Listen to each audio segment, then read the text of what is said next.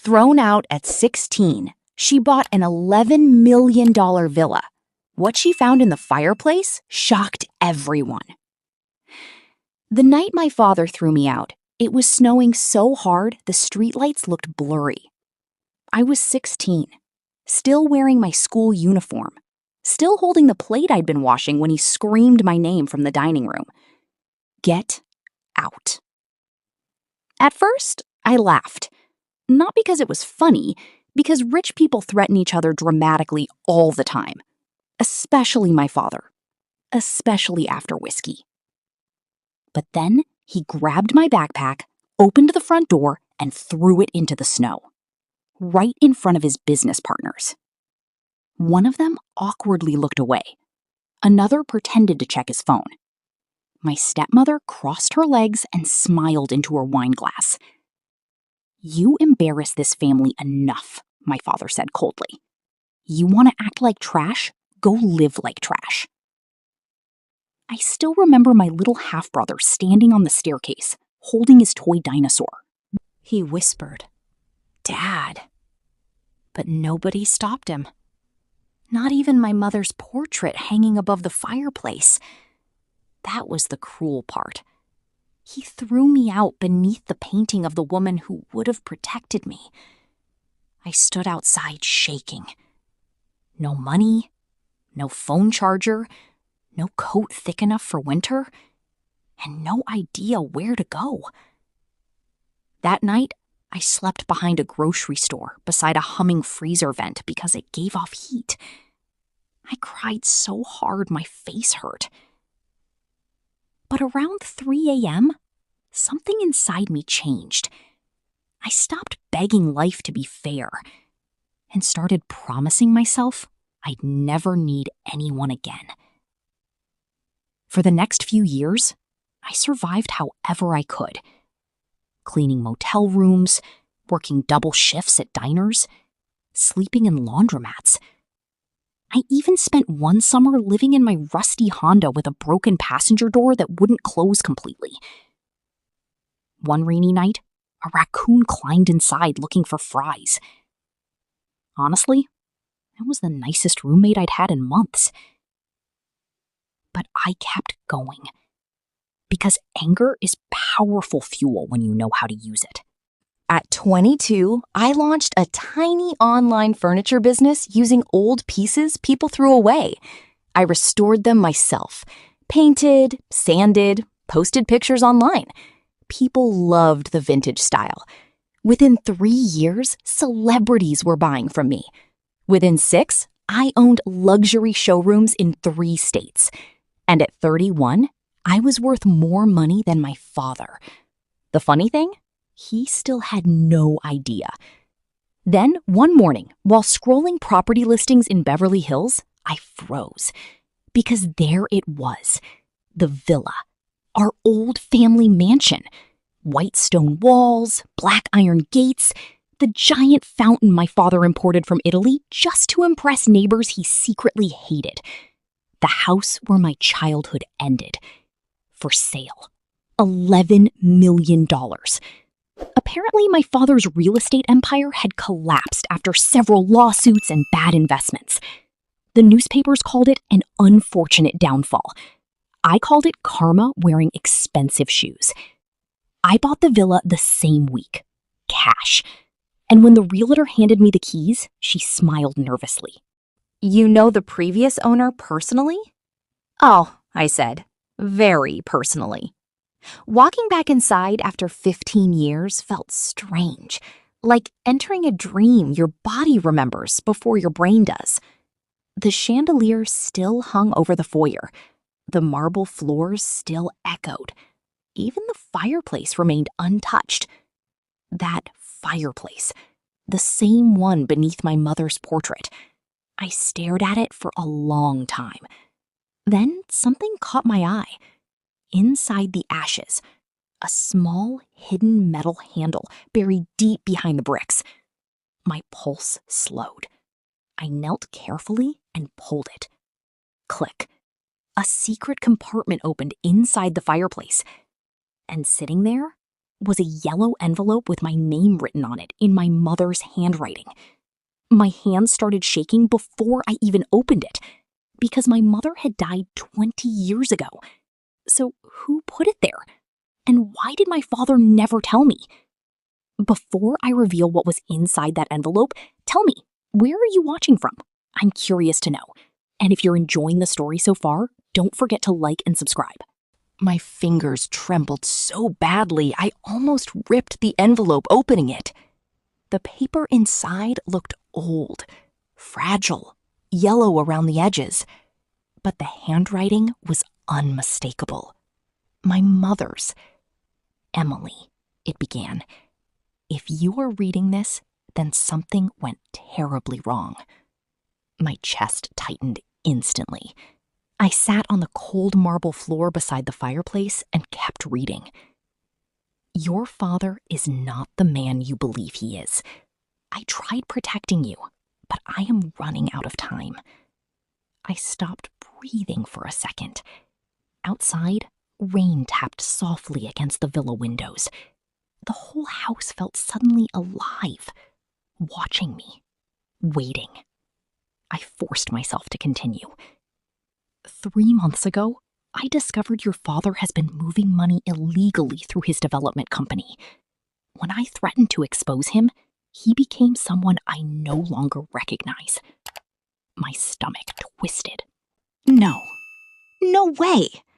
My father was cruel, controlling, arrogant, but criminal? Then I reached the next line. If anything happens to me, it was not an accident. My entire body went cold, because officially, my mother died in a car crash. That's what everyone said. That's what I believed for 20 years. I read the sentence again, and again, and again. My heart pounded harder each time. Suddenly, I heard a noise upstairs. A loud creak. I froze. The villa was supposed to be empty, except for me. Slowly, I stood up. Another creak, directly above me. I grabbed the fireplace poker like it was a weapon and looked toward the staircase. Silence. Then, Miss? I nearly screamed. A man stepped out from the kitchen hallway holding a cardboard box. He looked equally terrified. I'm sorry, he blurted. The realtor said the cleaning crew still had access today. I exhaled so hard my knees weakened. Great. 31 years old. Millionaire? And almost murdered a cleaning guy with fireplace equipment. He looked at the poker nervously. You okay? Fantastic, I lied. After he left, I locked every door in the villa. Then I kept reading.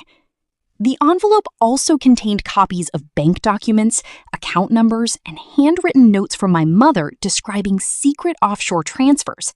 But one detail stood out more than everything else. A sentence scribbled quickly at the bottom of the final page.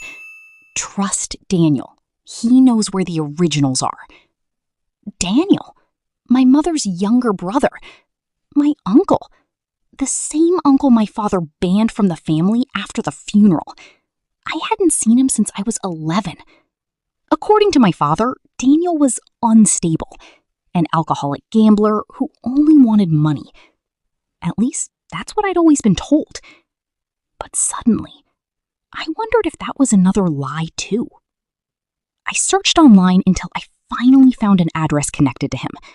Small town in Oregon, tiny repair shop. Nothing fancy. Definitely not the lifestyle of someone who stole family money.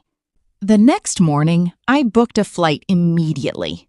But before leaving, I decided to walk through the villa one more time. Every room carried ghosts. The dining room, where my father humiliated me. The staircase, where my little brother cried silently. My old bedroom, still painted pale blue beneath layers of newer paint. Then I entered my father's old office. Most furniture was gone, but one thing remained: a locked wooden drawer inside the desk. I don't know why, but instinct told me to open it. So I hired a locksmith that afternoon. And when the drawer finally clicked open, I found dozens of photographs. Pictures of my mother. Pictures of me as a child. Pictures of my Uncle Daniel. And hidden beneath them all, a newspaper clipping. My hands nearly dropped it because the headline read, "Local investor questioned in witness disappearance." The investor's name? My father. But that wasn't the worst part. Scrawled across the article in red ink were 3 horrifying words. She knew too much. And underneath that was a recent photo of me, taken only 6 months ago. Somebody had been watching me, and I suddenly realized buying this villa may have been the biggest mistake of my life. If you think the truth about her mother is terrifying now, wait until you hear what Uncle Daniel reveals next. I didn't sleep that night. Every sound inside the villa felt dangerous. The ticking grandfather clock, the pipes groaning inside the walls. Even the wind brushing tree branches against the windows made my pulse jump. By sunrise, I was already at the airport, heading to Oregon. The entire flight, I kept rereading my mother's letter, especially one sentence. If anything happens to me, it was not an accident. Those words haunted me because deep down, I already knew they were true. Uncle Daniel's repair shop sat beside a quiet highway surrounded by pine trees. Nothing about it looked suspicious. Old tires outside, rusty pickup trucks, a faded coffee machine humming near the counter. When I walked in, an older man looked up from beneath a car hood. Gray beard, oil-stained hands, tired eyes. But the second he saw me, he froze. "Emily?" His voice cracked, saying my name. And suddenly, I remembered him carrying me on his shoulders at county fairs when I was little, before my father erased him from our lives. "You look exactly like your mother," he whispered. 10 minutes later, we sat inside his tiny office, drinking burnt coffee while rain hit the roof. Then I placed the letter on the desk. Daniel went pale instantly. "She hid it," he muttered. "Thank God." "You knew?" He stared at me for a long moment before answering. "Yes." I felt anger rise immediately. "You knew my mother didn't die in an accident?" His eyes filled with guilt. "I tried telling the police," he said quietly, "but your father buried everything." Then Daniel opened an old filing cabinet and removed a thick folder. Inside were police reports, financial records, photographs, and one cassette tape. He placed it carefully in front of me. "Your mother recorded this 2 days before she died." My hands shook as he pushed an old tape player toward me. I pressed play. Static crackled first. Then my mother's voice filled the room. Soft, nervous, terrified. "If you're hearing this, I probably failed." I stopped breathing. "He threatened to take Emily away if I spoke publicly, but I copied the financial records. If something happens to me, Richard is responsible." Richard. My father. Then came the part that destroyed me. I stayed longer than I should have because I was scared for my daughter. I covered my mouth and cried silently. Not because my mother failed me, because she'd been fighting for me the entire time, and I never knew. Daniel looked devastated too. "She wanted to run away with you," he admitted, "but she died before she could." For several minutes, neither of us spoke. Then Daniel said something unexpected. "There's more." He explained my father never fully lost everything. Before the lawsuits destroyed his empire, He transferred millions into hidden accounts using fake companies. And according to the documents, those accounts still existed. My father had secretly remained rich while pretending to be ruined. But why? The answer came 3 days later, back at the villa. I returned late at night and noticed lights on inside the house. Every muscle in my body tightened. I stepped quietly through the front door. And there he was, my father. Older now, thinner, but still carrying the same cold eyes. He stood beside the fireplace, staring at my mother's portrait. "You found it," he said calmly. For the first time in my life, I wasn't afraid of him. "You killed her." He laughed softly. "You always were dramatic." Rage exploded inside me. She recorded everything. That wiped the smile off his face instantly. Good. Then he stepped closer. "You should have stayed away from this house. You should have stayed away from my mother."